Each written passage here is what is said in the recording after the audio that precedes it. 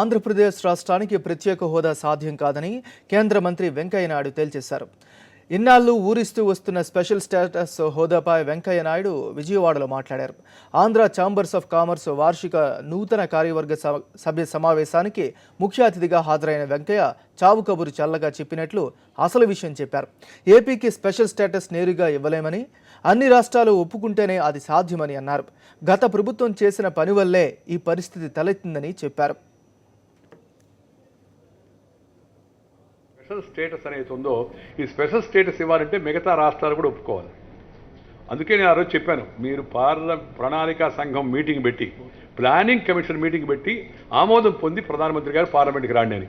నాయుడు గారు లేట్ అయిపోయింది సార్, ఇప్పుడు ఎట్టండి, నేను ప్రధానమంత్రి అంటే ప్రణాళిక సంఘానికి అధ్యక్షుడు కదా, నేను ప్రకటన చేస్తే సరిపోతుంది కదా, ఆటోమేటిక్గా వస్తుంది అని ఇలా ఆ రోజునంటే ఆ తొందరలో ఆ ఒత్తిడిలో అలాంటి హామీలు ఇచ్చారు. ఇవాళ ప్రభుత్వం ఒక్కొక్కటి ఇప్పుడు ఎయిమ్స్ తొందరలో ఇక్కడ శంకుస్థాపన జరగబోతా ఉంది. మన రాష్ట్రం, ఈ రాష్ట్రం కొత్తగా ఏర్పడిన తర్వాత అనేక సమస్యలు ఉన్నాయి.